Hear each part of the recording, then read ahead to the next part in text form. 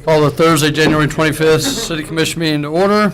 First item on the agenda, January 11th minutes. Any changes? I have none. I've got no. That's what I assumed. I was like, you do. Stand is written. Next item on the agenda, citizen comments for non-agenda items. I don't see a lot of regular citizens. You're all I see citizens. a lot of irregular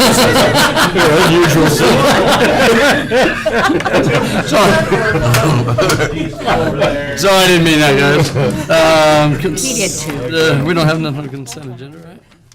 Nope. No consent agenda. Can you get that in the notes, by the way? The minutes. Next item on the agenda will be the public hearing for the R9 SRF loan application, and I will open the public hearing.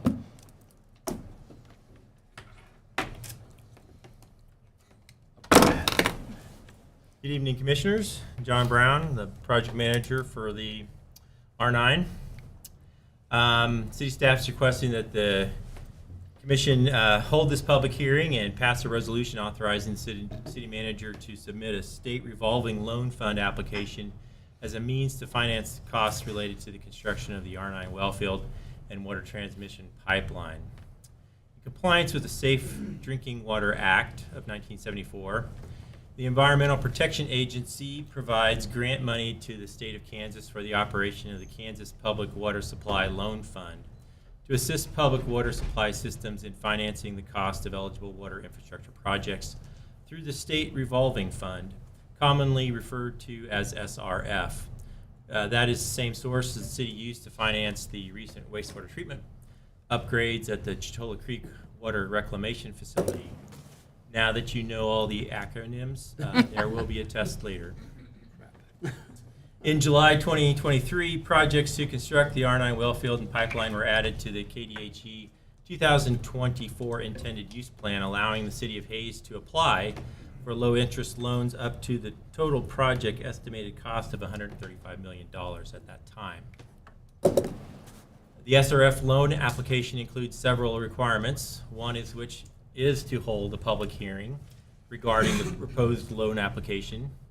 Notice of said hearing was published in the Hayes Daily News and on the City of Hayes website on December 21st of 2023 for this January 25th public hearing. Based on Commissioner comments from last week's work session, a news flash was sent out on Friday reminding the public of this hearing. Another requirement of the loan application is adoption of a resolution authorizing the city manager to execute the loan application and directing the city manager and staff to take such action as may be necessary to complete the application and coordinate processing of the loan agreement. The resolution would authorize an application for a loan amount of up to $95 million. Staff anticipates borrowing less than that amount, but wants to have a high enough placeholder to account for unforeseen contingencies. Recently, we did receive an updated construction cost estimate from Burns & McDonnell. They projected the cost to construct the well field and pipeline improvements plus inspection services to be $121 million. The engineering design contract currently in place with Burns & McDonnell is just over $8 million. The projected legal fees, easement costs, and land acquisition services is estimated to be $5 million for a total project cost of $134 million. This does not include previous pre-engineering costs and legal fees incurred previously. The finance director does estimate we'll have approximately $58 million in cash to be available in the water sales tax reserve to pay cash before needing to borrow approximately $76 million. Any grant monies that may be awarded would reduce the amount needed. That being said, while the proposed SRF resolution states a maximum loan amount of $95 million, staff estimates that the max loan amount needed would not be more than $76 million. And Russell would be responsible for paying their share of costs associated with this project, associated with their share in the R9 properties. The amount available for SRF loans is typically known in May for the state fiscal year starting July 1st. It will likely be October of 2024 before loan recipients are announced. Submitting the application does not obligate the city to accept any funds from KDHE, leaving us the flexibility if other financing vehicles are more desirable. So, following the public hearing, we will be asked to approve the resolution. Do we have any regular citizen that have comments? None? No comments. I will close the public hearing. I move we close the public hearing. Second. Motion by Commissioner Jacobs, second by Commissioner Cunningham. Any comments? I have a question, if I may. Do we have any time for, I think I heard what you said, but I'm going to clarify. Do we have any time frame that we either need to accept or deny whatever's awarded? Not a hard, fast deadline. They'll work with us on that. They just want to have that placeholder in there. And then we would, as other funding opportunities materialize, then we can adjust the amount of the actual loan amount. can up until- Hit it out there far enough to be able to look at all the rest of the stuff before that. Yeah, and that's one of the things we had a conference call or Zoom meeting with KDHE personnel last month, and that's one of the things we brought up is, you know, if we get approved and then we don't need to give you a firm committal one way or the other, or draw on this 3, 4, or 5 years down the road, is that going to be an issue? And they said no. So we have plenty of room to do a lot of other considerations before we are obligated to take some of this. Thank you. So what happens if they say no to this? What do we do? We have a backup plan. This is not, yeah, we better have a B and a C. We can't publicize that? So yes. I don't think they're going to say no. Okay. What they might say is because of funding availability and, so we're already in their intended use plan, which means we intend to fund these projects. What they may say is we can't give you 96 million because we have, you know, $800 million and $1.5 billion in requests. We can give you $60 million. We would take that and probably have to go to a revenue bond or another financing source to make up the difference. Or they may say, put an application next year and we'll see about giving you a 2-year allocation be for this great. project. That would be great, yeah. And there are other financing options available as well. Doesn't include like John Gotti or anything. For the, I think Jeff Christmas house, I think, but okay. Yeah. Just checking. Yes. So we will vote on the closing of the open meeting, sorry. All in favor, say aye. Aye. Passes 5-0. I move we approve resolution, sorry. I didn't memorize it. Come on. Approve resolution number 2024-003, authorizing the city manager to sign the SRF loan application in an amount not to exceed $95 million to be taken from the Kansas Public Water Supply Loan Fund for the construction of the R9 wellfield and pipeline project. Second. Motion by Commissioner Jacobs, second by Commissioner Cunningham. Any other comments? Okay. All in favor of the motion, say aye. Aye. Aye. Passes 4-0. Did I say 5-0 last time? I think I did. 4-0. Thank you, John. Sorry about that. Thank you, John. You were long, you weren't short. But yeah, exactly. We won't, yeah. Next item on the agenda. Next item on the agenda, multi-use path extension carbon reduction grant program, 3-party agreement. Good evening, Commissioners. Jeff Boyle, Director of Parks. I am here to talk about the 3-party agreement for the multi-use path extension through the Carbon Reduction Grant Program. A lot of words. As you recall, we are looking at the installation of a multi-use path along 41st Street from 41st and Hall all the way over to the Sternberg Museum. As this process started, we had a city staff, 4 or 5 of us, got together and used some KDOT ranking forms to go through all of the proposals that we received for engineering services. We did submit that to to KDOT, and they agreed with the recommendation for Cook, Flat, and Strobel for this project. Basically, the city will pay for the design, engineering, and inspection up front, and will then be reimbursed by KDOT 80% of the costs, or $172,712.80.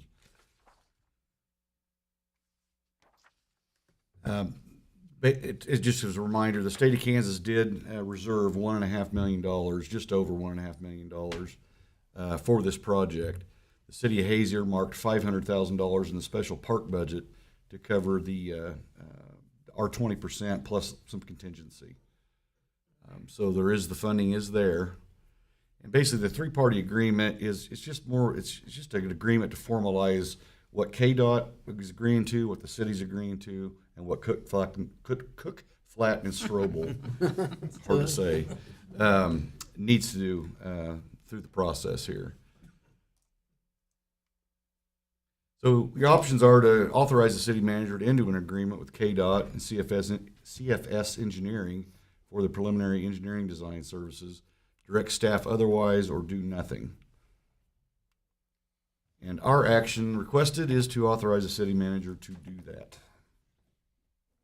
I move we authorize the city manager to enter into the agreement with KDOT and CFS Engineering for preliminary engineering design services. A second. Motion by Commissioner Barry, second by Commissioner Cunningham. Any comments? I have a question, and I think we've answered this in the past, but I want to clarify again. With the route that we've chosen, where it comes along just south of I-70 after it's across Vine Street, that is approved that it's far enough off the interstate, correct? Well, there's easements along on the south side of the fence. There's Okay. some easement area through there that is not an issue. There is a short section right on the east side of Vine Street that is KDOT right away. We are working with KDOT right now on obtaining or being able to give them permission to do that. I don't see that as an issue. It's just a short stretch there, and so I don't see that as being a problem. Okay, thank you. I've had asked this question once, and Toby answered it, but I wanted to make sure that along 41st, which at some point in time will probably get to be improved, which means it may be widened, not in the immediate future, but looking down the road. The multi-use path next to 41st, all the way from Hall Street down to Vine, that would allow, it would be far enough off 41st that if there was improvements needed, it would still be safe, viable, multi-use path. There's some limitations there on the bend. In particular, the KDOT right-of-way is really close to the north edge of 41st Street right there. But yes, there's plenty of room in there. As far as what we do in the future, I don't know if there's been discussions had on how wide or whatever, but that is a workable option where we're putting it. Okay. Well, I like his point, because we don't want to, if we do redo that street, we're not going to have to redo the walking path, correct? Agreed, yes. Yeah, that's our intent. Good question. It's a very good question. All in favor of the motion, say aye. Aye. Aye. Aye, passes 4-0. Thank you, Jeff. Thank you. Next item on the agenda, 2024 Street Maintenance Program award a bid. Good afternoon, Jesse Rohr, Director of Public Works. So my first item for me today is to discuss with you the potential award of bid for the 2024 street maintenance projects. So a little recap on the budget first. In 2024, for this year, there is just over 1.1 million budgeted for street maintenance. You can see the various sources for that funding here on the screen. So and then this slide shows how staff recommended spending those funds when we came to you this past November before putting out the request for bids. When we did so, we actually solicited bids for what we estimated at approximately $1.45 million worth of work. And that way, depending on how bids come in, we had flexibility as to how to spend it. So this map shows the locations of the various projects that were bid. And then the next few slides, I'll show you some details of each project and the low bids for those projects. Before I get into each project, just a little bit about the bids. So on December 19th of '23, we did receive bids from 14 different contractors bidding on 7 different projects. We were very happy with the number of bidders.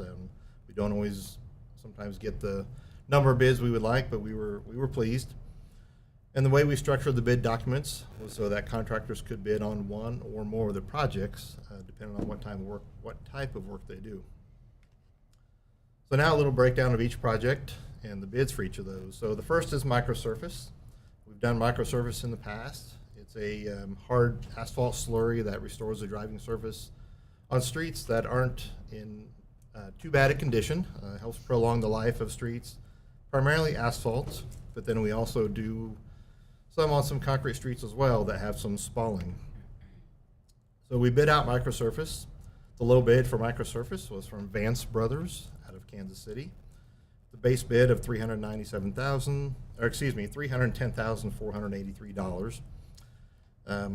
That does include both what we call a scratch course, which will be done in certain areas where there's maybe a little more extreme rutting of the street due to car traffic within the wheel path, and then they'll come across that and do a surface course.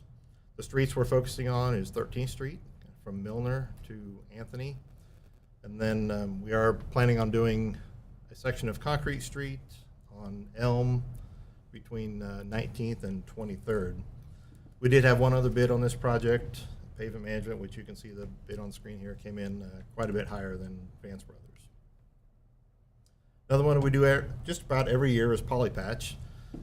Polypatch, as you can see, is really just patch material for areas that need some a little more than a crack seal, but maybe not enough to do surfacing on the entire street.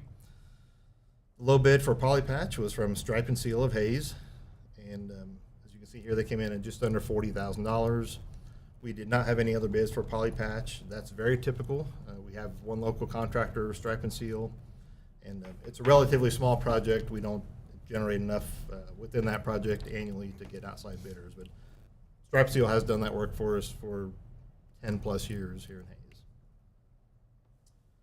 We also bid out some curb and gutter repair. We try to do a little bit of this every single year, fix various areas of curb and gutter. Sometimes we include brick or other pavement in that as well.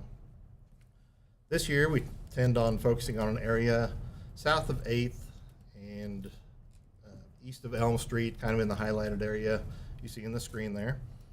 So we identified some quantities, and the low bid came in from Morgan Brothers of La Crosse at $24,500. We did have 3 other bids on this one, as you can see. So again, we were pleased with the bid from Morgan Brothers. Morgan Brothers has done curb and gutter repair for us several times.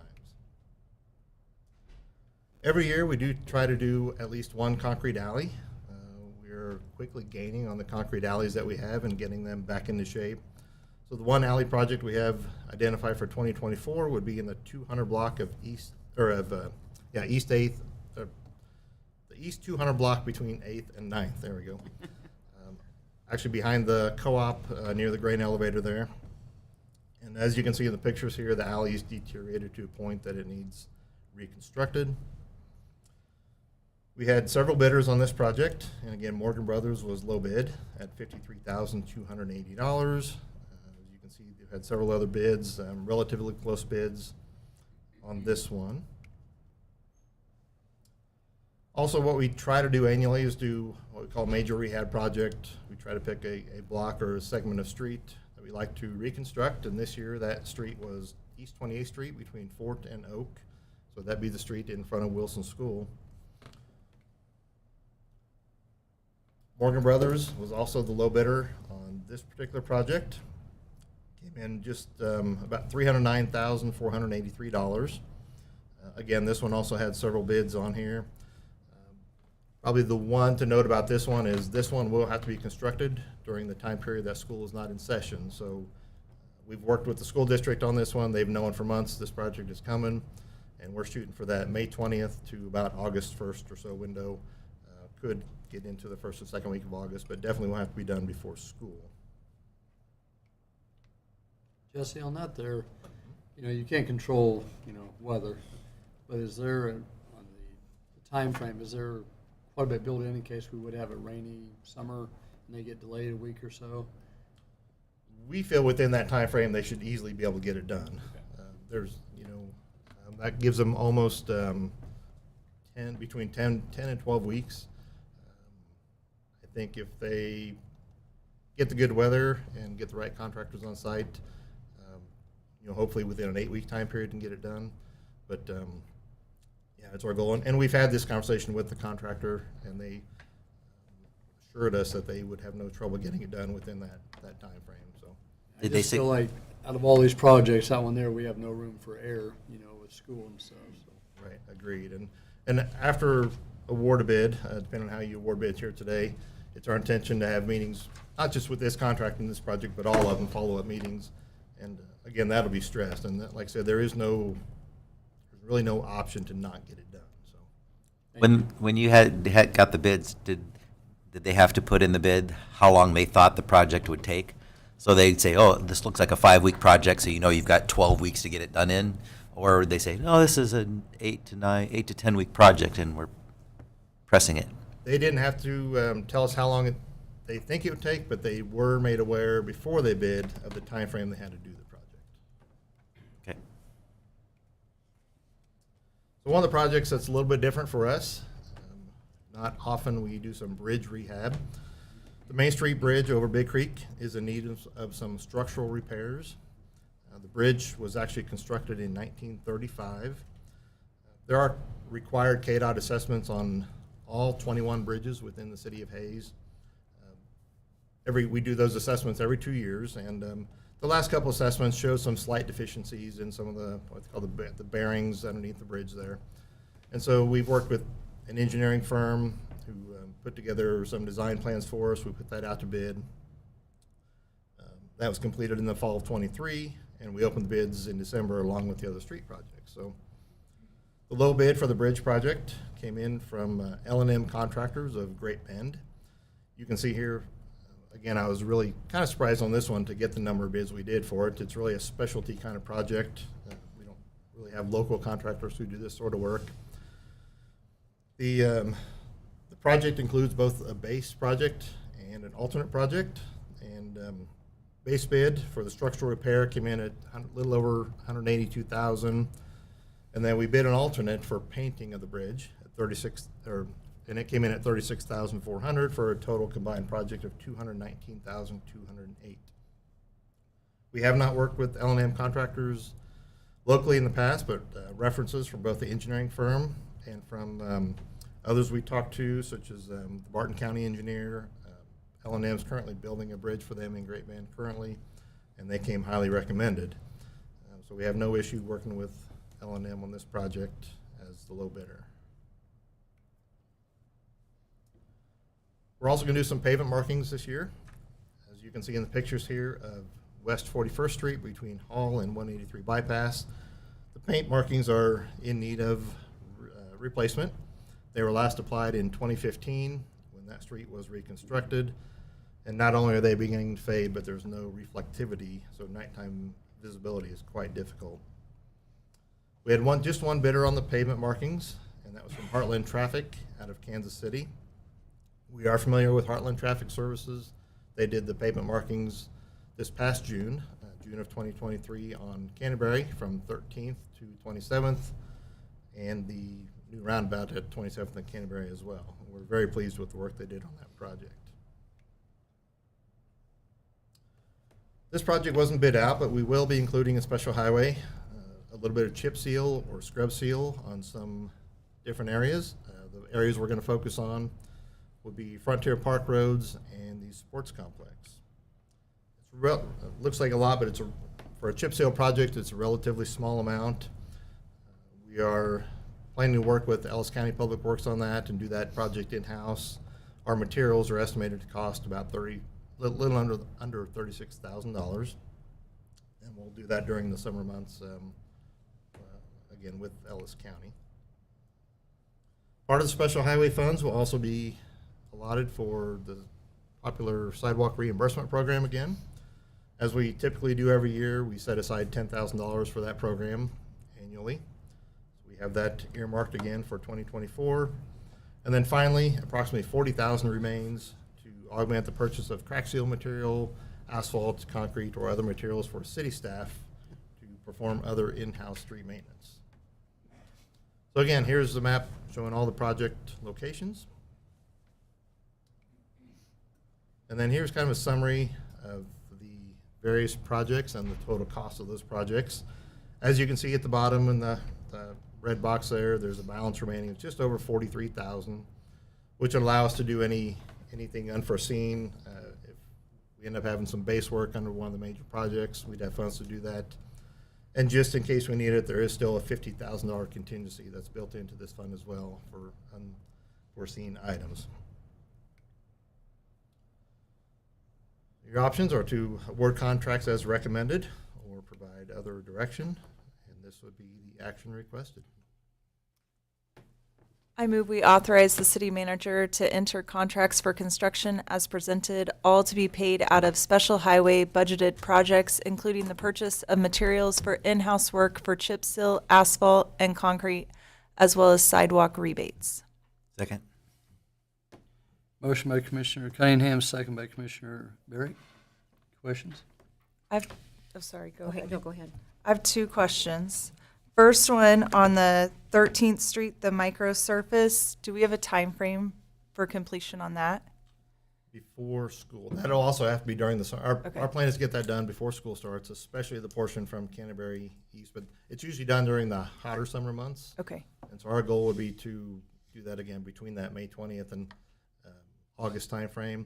That's a pretty quick moving project. You know, they'll probably come in less than a week or so have that microsurface complete. That one, I didn't mention, it does include pavement markings as well. And so that's part of the Vance Brothers contractor. Their subcontractor will come in and apply new pavement markings directly behind them as well. So, yeah, we're again shooting for that summertime frame. When we did a pre-bid meeting back in early December, they were here. They came to town, looked at the street projects, and they had no issue meeting that time frame. We talked about it at that time. So. excellent, thank you. My second question is regarding the chip seal that you said would be done over the summer months out at the sports complex.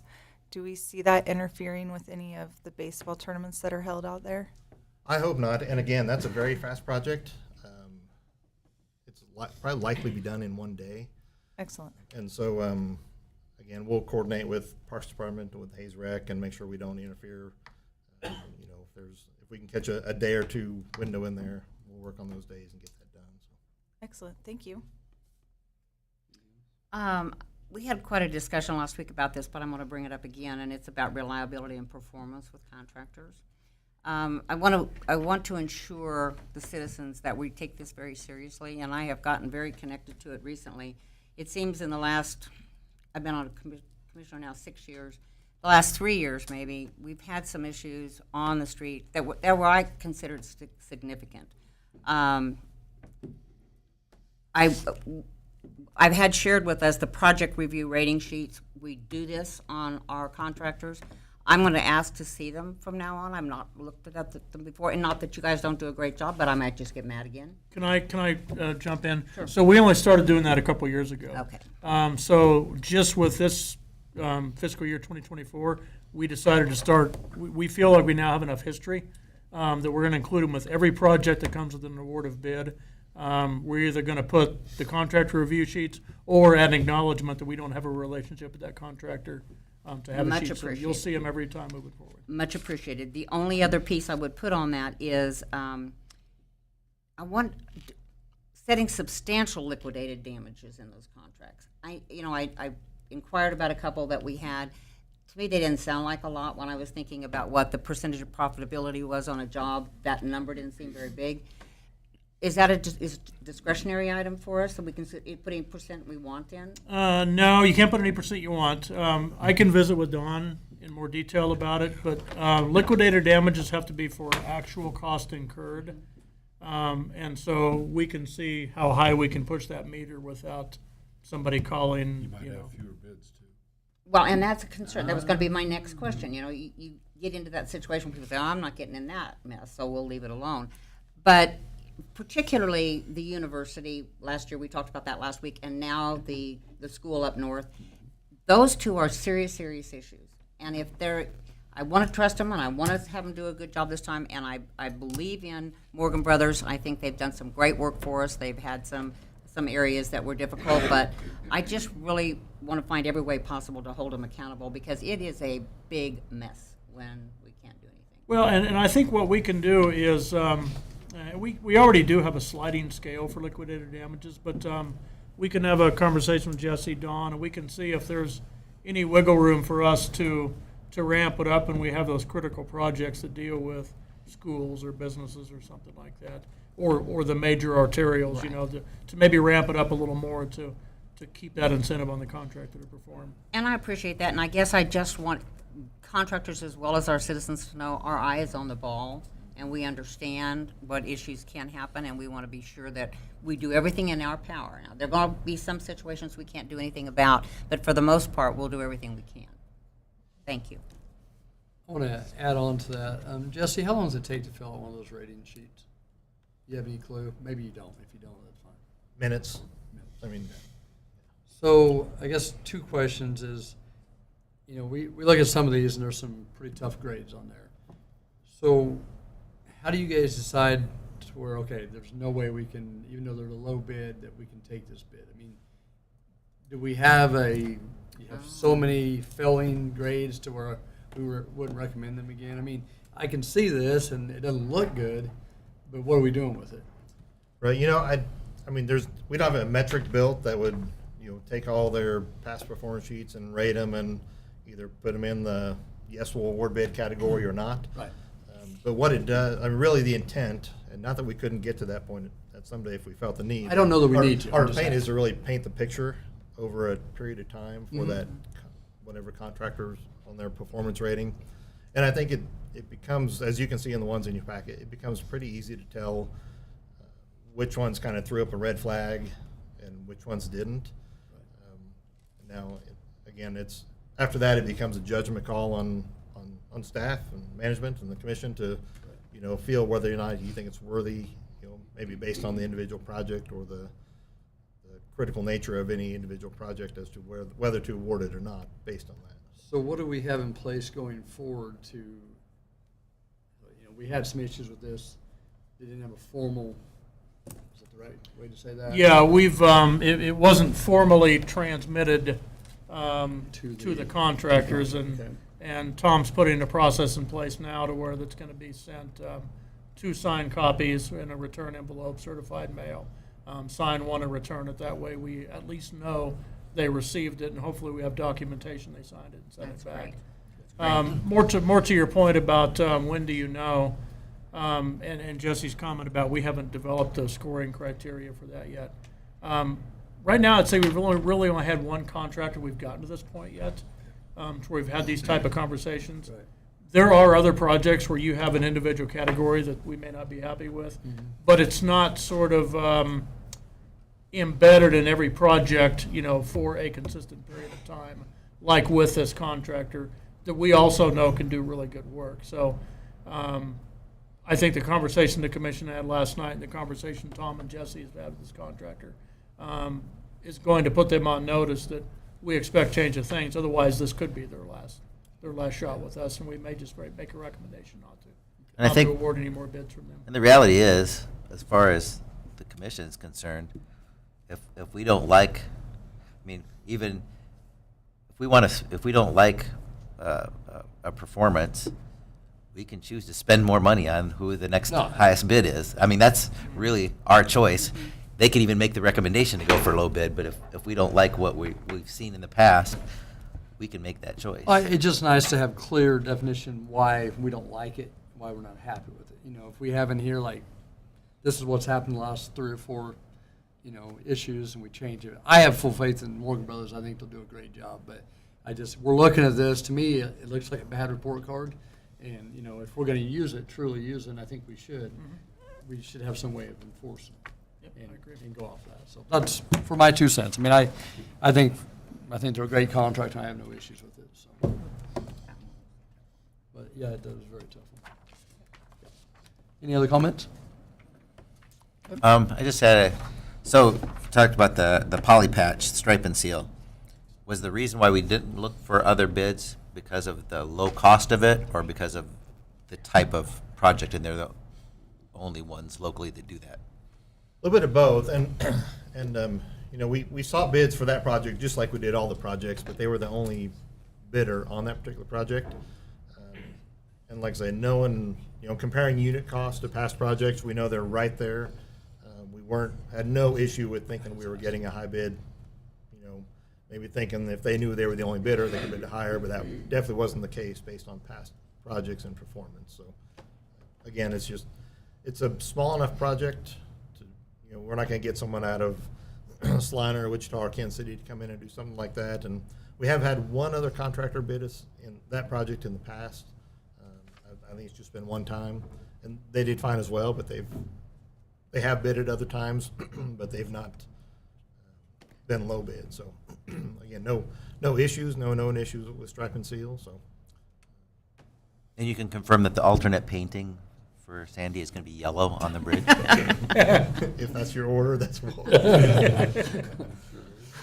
All right. That's good.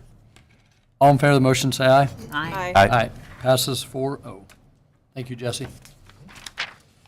Next item on the agenda, proposed amendment to Municipal Code of Ordinance 53-3B, Stormwater Management. All right, now the exciting one. So we don't get to often talk about stormwater ordinances. We'll probably be talking about them more in the future, but we wanted to bring a couple minor changes to you to help facilitate developers and development, especially infill and redevelopment projects. So just a little bit of background. So generally, stormwater management within our realm of stormwater enforcement is divided into two different categories, that being quantity controls and quality controls. So quantity, as you can see, deals with flood impact reduction. So that deals with the amount of runoff running off a property that could potentially impact properties downstream. And then the other component is quality, which obviously talks about the quality of the water itself, the quality of the runoff that's leaving the property and eventually entering various streams and other bodies of water downstream. So we're proposing some changes, but we're not going to be talking about quantity at all at this time. We're only talking about quality and regulations concerning stormwater quality treatment. So generally, our current regulation kind of has two metrics for telling developers or owners when they have to treat water or do stormwater quality management. That would be the amount of impervious surface added to a property through development, and the other one is the amount of land that is disturbed through development. The proposed regulation, for various reasons, is completely getting rid of the amount of impervious surface increase. State regulations or EPA regulations do not regulate that. We felt that was overburdensome on developers. Looking back in the history of the development of the stormwater ordinances for the city of Hayes, there's really no reason we could find, no solid reason we could find why that 10,000 was added in there. And it has really hindered or made it difficult for redevelopment of small properties.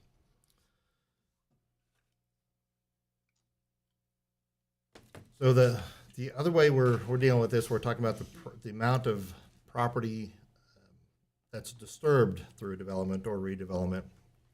So the proposed regulation would clearly define the term disturbed as it relates to disturbance of land. And when we're talking disturbed within stormwater management, we're talking about disturbance of previously pervious areas.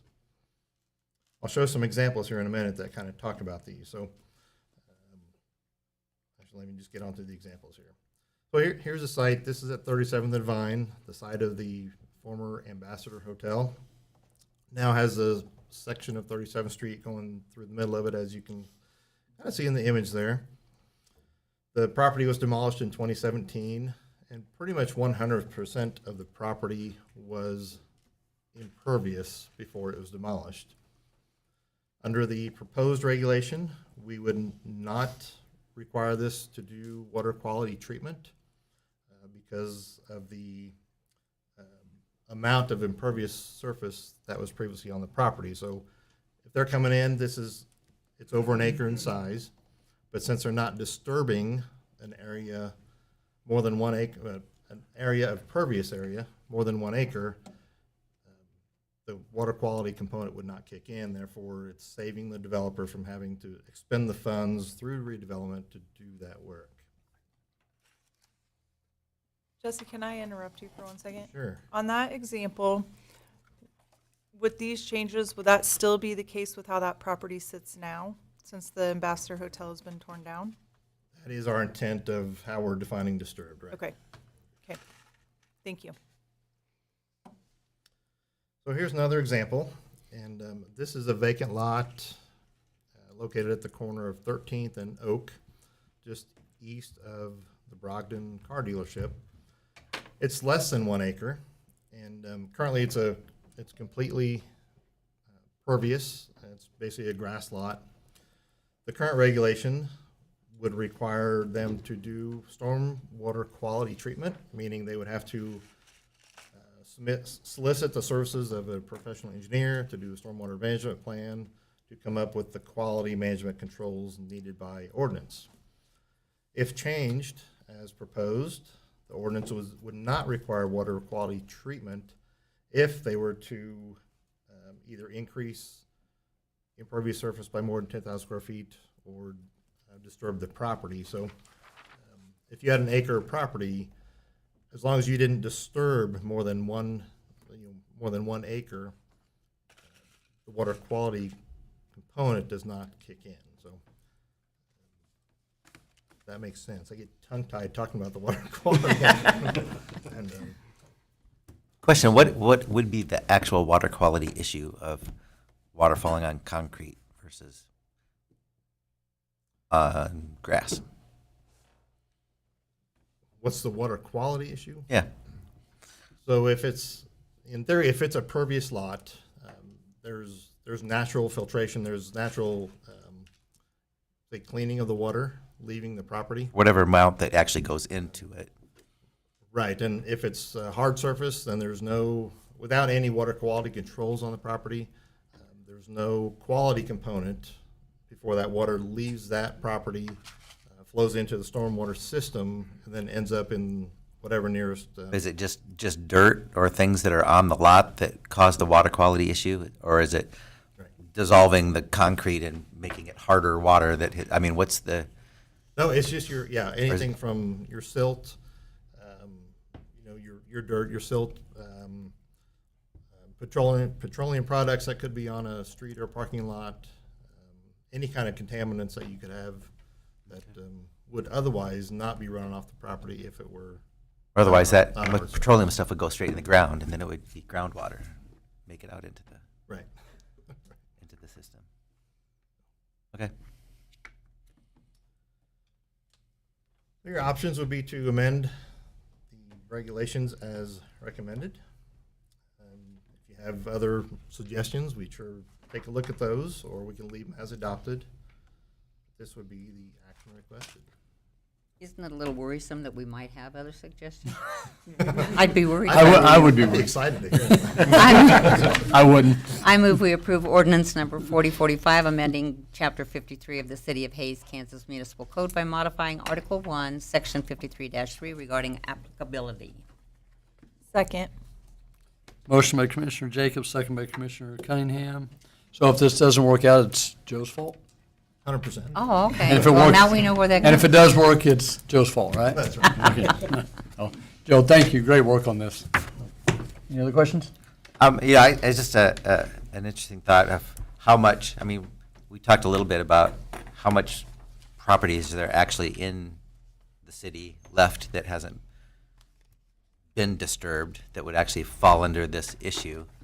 And also, we're talking about stormwater, so when you have a major storm, there's a lot less sinking into the ground than what's running over the ground anyway. So as we fill up all of our canals, and a lot of that stormwater is coming from outside the city, from especially north of north of Hayes, and it fills up Chatola Creek. I mean, it's run up 6 feet above the creek past the museum in the past.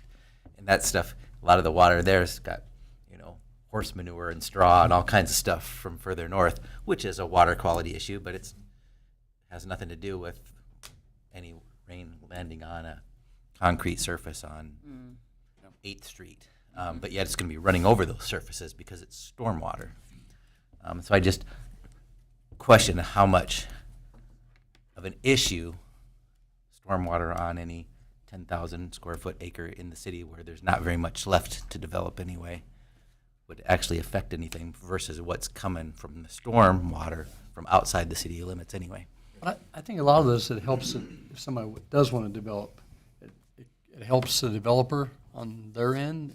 Am I Right, right? so these are mandated requirements from the state and EPA. So what we're doing is trying to not be overburdensome from Right. what the state and EPA currently require. And so we've been a step above what they require, and so we're dialing that back to require. That's kind of what I'm saying is, Yeah. I don't think that this is a problem because Right. we're going to have more stormwater, Right. water quality issues of Agreed. stuff that's coming into the city than what's going to be landing on any Yep. particularly newly developed spot in the city. And if I could add on to that, so the Clean Water Act was implemented kind of from the top down. So they tried to address, the federal government tried to address the Cleveland rivers catching on fire and the cities that had combined sewer service systems where, you had a storm sewer and a sanitary sewer together that worked just fine until it rained, and then you dumped raw sewage into the river and industrial pollutants, and then it worked its way down to cities. We know a lot of pollutants come from things that are unregulated. Yet we have a permit we have to hit, and we have to be responsible for this, including sometimes stuff that, we don't have to, we have no control over. So the EPA is slowly working their way down to those smaller applications, but once you hit the pure agricultural level, it becomes very difficult because now, the oversight and compliance becomes very cumbersome. I just want to say thank you to staff for the work they put into this, because I think that lessening our requirements to just meet the state's requirements will appease builders and developers. So thank you. Yep, thank you. All in favor of the motion, say aye. Aye. Aye. Passes 4-0. Next item, agenda, R9 update. Always like those updates. More stuff. Watch that TV there. Watch that TV. Break our new TV, Colin. I keep watching out there to see if the guys are looking down there or up there. Toby Doherty, City Manager. I would like to give you a quick R9 update. Several things we have going on. So the transfer hearing officer, the administrative law judge that oversaw the hearing, his ruling is due February 5th. Be ideal to see it a little before February 5th, but February 5th is the statutory deadline for him to issue his ruling. I think we all understand we made a very strong case for compliance with the statutes, and we hope that Judge Spurgeon's ruling is in our favor. Once Judge Spurgeon issues his ruling, the hearing panel has until May 6th to issue their ruling, another 90 days.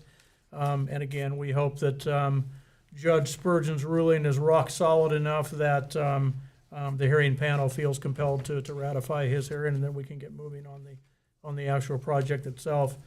You may recall that so just give you a quick background here. The change applications were approved by the Division of Water Resources. The opponents in this process, WaterPack, challenged those in district court under judicial review.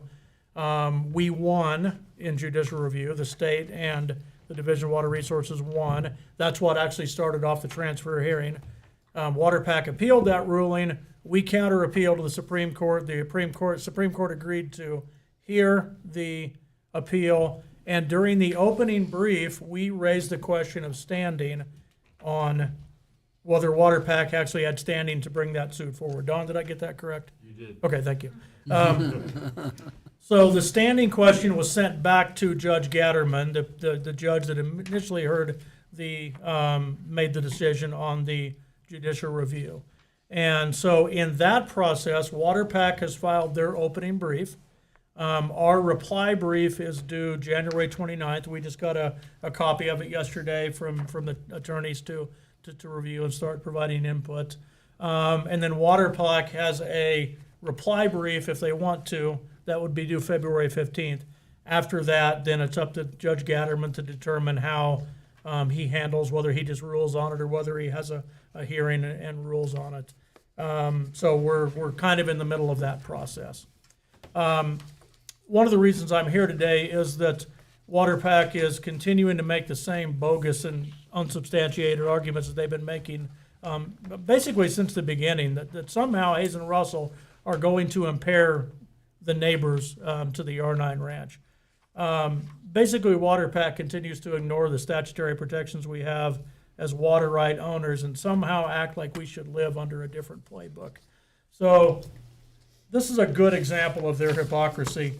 A couple months ago, I had an interview with a reporter named Allison Kite with the Kansas Reflector, and she did a story about the project.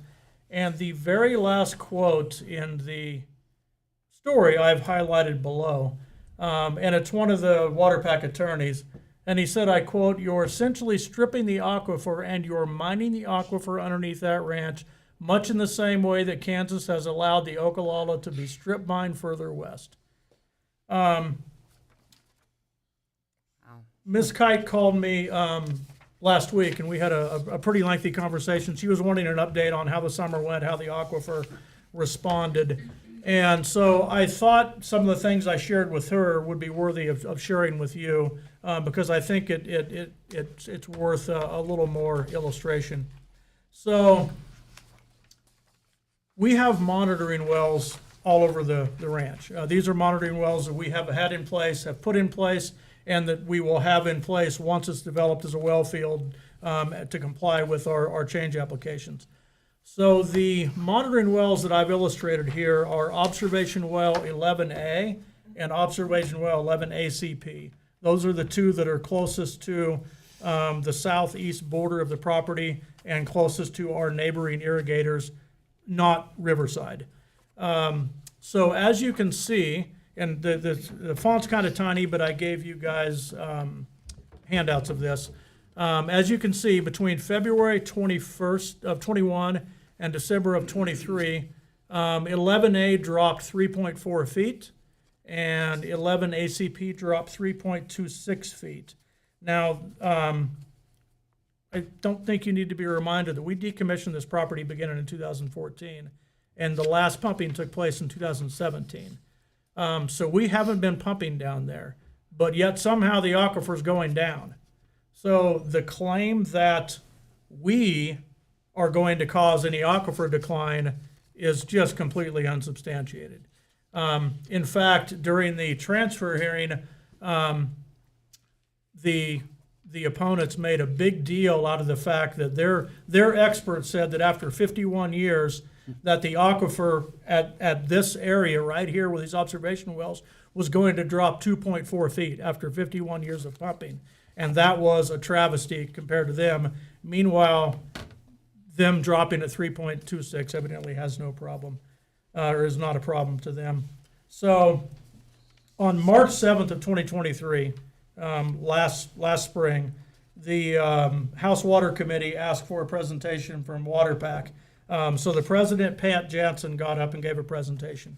And during the presentation, he made the statement, because 2022 and 2021 were dry years, that irrigators hammered the aquifer. That was his statement.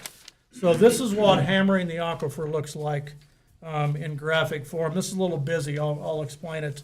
So the dark shaded bar areas are annual rainfall, the average from mean. So up means more rainfall, lower means less rainfall. So the high bars mean it's a lot more rain, the low bars mean it's a lot less rain. And then the blue line is the WaterPack irrigators use within 3 miles of the R9 ranch, only WaterPack members. So what you can see is the trend is going up from water use. And what you can see in some of the years, and I'll point out a couple here. So there is so let's go like right in here. You can see rainfall was down, use was up. Let's go to a bar over here where rainfall was down almost the same amount, but look at the use going up. You get over here, rainfall was high. Look at where the use is at. It just barely dips below the average line. Over here, rainfall was equally high, but look at where the use was at. So this is a good illustration of hammering the aquifer. At the governor's water conference, Pat Jansen, the same water pack president, he was part of a presentation on a panel at the water conference for water saving innovations. And he talked about all of the things water pack members are doing to save water and conserve water. Well, my question is, if they're conserving water, why are they not using less water? So I think it's a fair question that I would like to know the answer to. Yet Hayes and Russell give up 30% of their water rights. We stop pumping altogether, and somehow we're the ones that are stripping the aquifer. So I'm not sure that logic lines up. Let me illustrate it in a different way. So during the change application proceedings, we had Burns and McDonnell do a modeling of the aquifer using the Groundwater Management District's model. Burns and Mac modeled usage of the aquifer on our property over various 51-year periods to see how the aquifer reacted to our usage. And they did that to figure out what that sustainable number was. What could we pump out of that aquifer on a year-over-year basis to figure out what was sustainable? And that's how we came with the 4,800 acre-feet rolling average, which is sustainable. So when that was finished, the Division of Water Resources modeler, a guy named Sam Perkins, he took that data and all that modeling report, and he ran his own reports. And then he wrote a report that was actually part of the change application proceedings. His report contained a table. In that table, it had these areas listed. Now, this is our creation, but the data was from Sam Perkins. So he had these areas listed. He had sub-area B, which is over here outside the river. He had areas on our ranch, southeast, the R9 in total, that's the whole aggregate, northeast, southwest, and then he had sub-area A, again, outside of the R9. So what this represents is the red line, the red amount is the entire vertical bar is the overall aquifer decline. So if you look at, we'll go southeast. So the total decline here is 10.2 feet.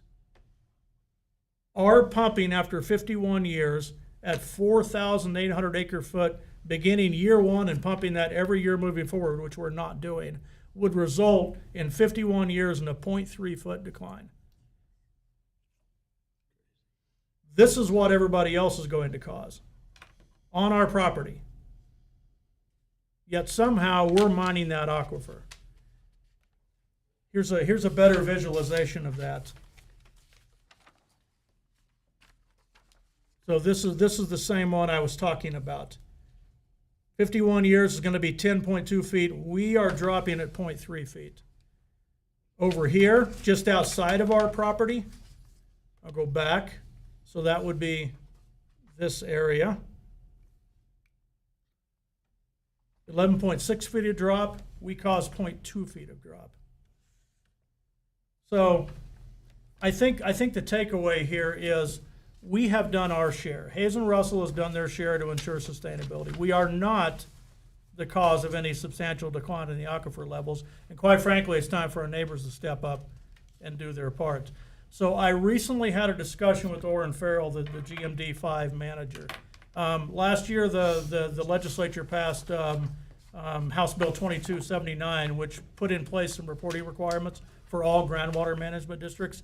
One of the things they put in place was an annual report that they wanted to see. And within that annual report, the groundwater management districts had to identify their areas of concern. Now, Orrin actually presented his report today to the House Water Committee. The areas of concern don't have to be identified until July. So right now it's just a blank spot. But what I talked to Orrin about was, is the Groundwater Management District Number 5 Board going to identify this as an area of concern? Is this on their radar? And right now, he gave me a sort of non-committal answer. He understood that there's groundwater decline there, but he didn't come right out and say how it was going to be identified as an area of concern. But he did say they're paying attention to it. I told Orrin that I was concerned about Hayes and Russell's ability to produce their water rights generations into the future. This is a long-term investment for us. We want to make sure our water rights are there. We've reduced our water rights by 29%, and if the Groundwater Management Board needs to stand up and impose restrictions on other users to make sure that our water right is viable in the future, then they need to do that. As an aside, today in the House Water Committee presentation, Orrin stated that the groundwater, he was talking about the Hayes and Russell change as one of their activities. And he pointed out that the Groundwater Management District approved the change applications for Hayes and Russell. He forgot to point out that they approved them at a rate lower than what the statutes required and lower than what we agreed to by reducing our water rights by 30%. But, he at least stated that they approved them. So I don't know how the Groundwater Management District's board is going to deal with this, but we're going to keep pressing them because we're tired of getting pointed at as the cause of aquifer decline and some kind of future impairment when the irrigators around us are the ones that are causing the aquifer decline. So that was all I had. If you have any questions, I'd be happy to stand for them. Toby, I just have a quick question. 50 years, none of us are here. What is in place for the next people running the city or whatever to where they're not using more water? Is it the state that's Yeah, holding so that? what we have in place is we have the Water Appropriations Act, we have the Division of Water Resources, which ensures compliance, and then we have the Groundwater Management District. So the first responsibility is of the Groundwater Management District to identify areas that need something done and put measures in place to whatever it takes. And that's why the Groundwater Management Districts are created, is because not every district's the same. Groundwater Management District number 1 in Wichita County is not the same as Groundwater Management District number 2 in Reno and Rice and Sedgwick County. One aquifer recharges significantly, one doesn't. GMD 5 is in an area that does recharge, but it's over appropriated. So it's just a different animal. So the GMDs are put into place to ensure local solutions. DWR will give the Groundwater Management District every opportunity to rectify a situation. But if not, the chief engineer will step in and make something happen. And we can help control that narrative going forward, or our successors can help and control that narrative going forward. Because I mean, when I've talked to people from Kinsley, that's their concern is people in place now are going to do the right thing, but what happens, down the road? Right. Yeah, and that's all at the state level when it comes down to it, because you're messing with water rights and regulations, and so you require state processes. Good stuff. Toby, there's no mechanism by which Judge Spurgeon could get an extension of that February 5th date? He can for good cause extend it, but we've received no notification that he intends to. I would think since it's due next week, he would would have notified us if he intended to extend, but I don't know. Don, do you have another thought on that? No, I think he was writing it while we were presenting evidence. Really do. Thank you, Toby. Yeah, it's good stuff, Toby. Thank you. Thank you. Next item on the agenda, progress. We like progress, especially by this guy. Might be hard to follow. That's progress. Good afternoon, Colin Belzer, Deputy City Manager. So for January's progress report, obviously January 8th, we had quite a snowstorm. City Public Works crews applied 26,000 gallons of salt brine and 30 tons of rock salt before, during, and after the event. All available equipment was in service, including 6 large plow trucks, 5 pickup plows, a road grader, and a large loader-mounted snow blower.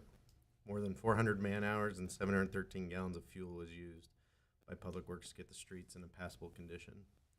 And then, of course, multiple snow and wind events in the days following, and cold weather has made us continue, or have this work continued so far to date. In parks, staff have been removing dead, damaged trees in the green spaces, and new trees will be replanted in those areas. And then the mulch chips from the trees that were removed will be placed around the base of the new trees. And then, of course, the Parks Department was also busy moving snow for city facilities. Here they are at CVB and City Hall. And then removing snow on 41st Street multi-use path and crosswalks along Vine Street. Before it snowed, staff was able to add chat rock to low spots and graded the parking lots of the Bickelschmidt Sports Complex. And then Friends of the Hayes Dog Park paid for these custom envelope holders, so park users can take one and mail in a donation for the dog park, and city staff installed the holders. An IT one, you know, it's rare to have an IT update, but he has it. So the IT relay transition for the 911 dispatchers began in mid-December in cooperation with Ellis County IT, and all deadlines and milestones for the transition were met. KBI Director Tony Mativi spoke with Hayes Middle School and Hayes High School students regarding opioids on January 17th. Pictured with KBI Director Tony Mativi is Deputy Chief Brian Dawson and our School Resource Officer Austin Spencer. The first water ambassador training was held on January 2nd. And as part of that training, a public program was held in conjunction with the Hayes Public Library called Winter Water Wonders, where 33 people attended. And the water ambassadors also toured the water plant and water reclamation and reuse facilities. Colin, Yeah. excuse me, how are water ambassadors chosen? I'm You're gonna very look at glad Jeff, aren't you? Crispin is here. Good evening, Commissioners. Jeff Crispin, Director of Water Resources. There's an application process. Holly, along with Stacy Menson with Watershed and other partners through down in Great Bend, they get together and they put out things on our website. They go to the schools. They're looking for anybody that's age around 13, any teenager that's interested to learn more about water cycle, anything water related. So a couple of years ago, we started the program. It was based off of a program in Texas, which we still kind of follow what they've been doing, but we're making this our own. We had 5 original members, and they're still involved, and now we have 5 brand new members that started this year. Very So good. they also had to go through an interview process. My daughter is actually one of them, so Cool. obviously I was putting a lot of pressure on her to get involved, but it is a good program. She's Good. asking, she's been applying and nobody. Nobody calls me. Nobody calls me. Noted. We'll add you to it. Thank you, Jeff. Unfortunately, with cold weather, can cause water leaks sometimes. So on Saturday the 13th and Sunday the 14th, Water Resources maintenance crew, along with 2 employees from the water plant, responded to water leaks at 2 different locations. Staff worked on Saturday night with a temperature of -12 and wind chills down to -35. And Water Resource maintenance staff also responded to multiple calls regarding customers with frozen meters, frozen service lines, and breaks in customer homes where staff had to shut off water to the home, of course. And so on the far left, crews are digging on 21st Street to expose the main break. In the middle, they're installing a tap for the meter can near the break. And then on the far right is actually Eric Haas, a water resource employee, responding to a customer with no water. So he's actually trying to thaw out the frozen meter can. Using his own body heat there? That little thing next to him is a torch. Wherever it points. That's different. Right there. And then also, obviously they had to cut in the concrete. And then on the right, they're working to install a 4-inch clamp at the location of one of the breaks. CVB recently created the 2024 Deals on Meals restaurant referral piece. So this is a pocket guide that's distributed to visitors by hotel staff that offers discounts at 22 local restaurants. And the enclosed referral cards that are given to the patrons of the hotel are used to enter hotel staff into a monthly drawing for chamber checks. So in last year, the CVB distributed approximately 10,000 Deals on Meals pieces to hotels. And then the CVB also produced a new commercial inviting visitors to spend your winter days in Hayes, which includes plenty of indoor activities and attractions. Let's hope it works. Escape the cold weather blues by exploring all Hayes has to offer for indoor entertainment. Peruse art galleries, enjoy interactive displays and exhibits at our museums, and attend educational events. Comfort foods are easy to find in Hayes, so don't miss our local eateries when you're around. You'll also find a variety of activities for the whole family. From bowling to axe throwing and more, there are many reasons to spend your winter days in Hayes. Plan your trip at visithayes.com. That's very good. They do good work. In project management, the bypass waterline relocation project is complete.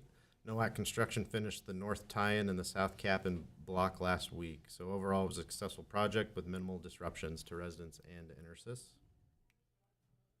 And the SRE building, the snow removal equipment building at the airport, is progressing and picking up steam. The steel building erection crews were on site January 16th, and things are moving. It's anticipated the complete building construction will take no more than 30 days, weather permitting.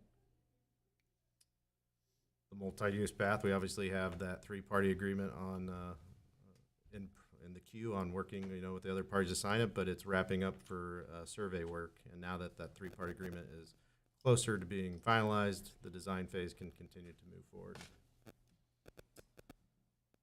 At the new fire station, Paul Wernberger Construction's actually at a transitionary period right now, where they're waiting for carpeting, painting, and other types of interior finishes to begin. That's all I have. Very good. I continue to hear really good comments about the fire station, how good it looks in that area, and how it could have been a whole lot different, but it looks really good. It does. Tentatively, I think late March, early April is when it should be done there, and I know the chambers reached out to us about an event. Good. Hold some sort of ribbon cutting, so we'll keep you informed. Thank you, Thanks. Paul. I think Elena's can't wait for the first siren. Absolutely, yeah. Good afternoon, Commissioners. Melissa Dixon, Director of the Hayes Convention and Visitors Bureau, with some things that are coming up in February. First, the Hayes Chamber will host their legislative coffee February 3rd at the Hayes Public Library. They'll give you a little time to get your coffee and your scones, and then get your questions ready for your panel of legislators. That'll start at 8:30 Saturday morning. The FFA is having its annual concert dinner and benefit auction also February 3rd. That'll be out at the Ellis County Fairgrounds at the Schenck Building. And TMP's Pop Singers will have a dinner show February 3rd. And then if you can't make that, you can do their matinee dessert show the following day. The Fort Hays State Criminal Justice Club hosts this every year, and it always sells out. It's their murder mystery dinner at the venue at Thirsties. That's also February 3rd. It's a busy day. And the Night to Shine will once again be in person February the 9th. And last year, according to this organization, Hayes saw over 170 guests with disabilities participate in this event from 17 different towns and 15 different counties in central and northwest Kansas. And they were celebrated by more than 500 volunteers. So if you would like to volunteer for this event, let me know and I'll get you hooked up with the right people. Anybody that has not had anything to do with that event, you are missing something huge. It's one of the best events that happens in this community. I'm so proud of them. The parade was fun, but I know they like being back They in like person. being in person, yes. So they'll be at Celebration Church again. United Way of Ellis County will have their fundraiser, Dueling Pianos, February 10th, 6 p.m. out at Ellis County Fairgrounds. And the Symphony actually has 2 free concerts in February. So that's a cheap date night for Valentine's Day. The first one is actually Fort Hays State music students competed. And these are the best of the best. These are the winners, the ARIA Winners Concert on February 10th. And then February 17th, Chinese New Year celebration.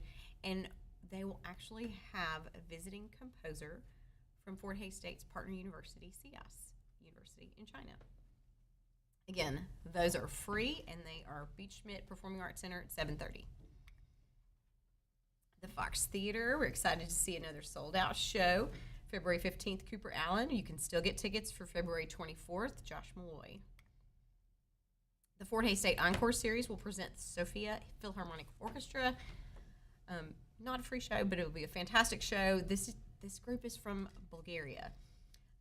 February 28th, 7:30 p.m. It should be very special. If you've never seen one of these Philharmonic orchestras, it's so smooth, it's like you can't even hear each instrument. They're amazing.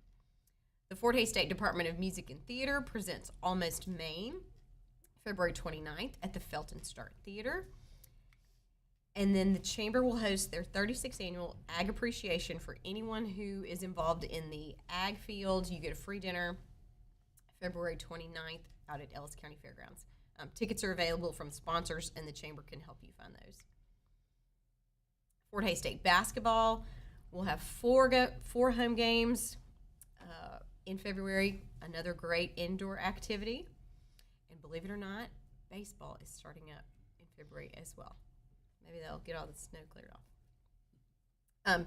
Since I have put this presentation together, more things have popped up on our calendar, including a Hays Community Theater show right around Valentine's Day. But I encourage you to look at our community events calendar at visithays.com because there's many more great things happening in Hays.